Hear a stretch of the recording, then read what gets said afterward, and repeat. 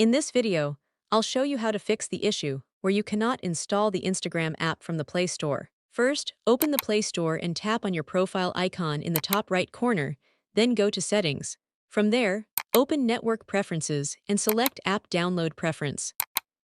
Make sure it is set to over any network so downloads are not restricted by Wi-Fi or data limits. Next, go back to your phone settings and open the Apps section. Tap on Manage Apps and search for Google Play Store. Open it, then go to Storage. Here, tap on Clear Cache and then Clear Data. This will reset the Play Store and fix any temporary issues causing the installation problem. Once you've done this, restart your device and try installing the Instagram app again from the Play Store.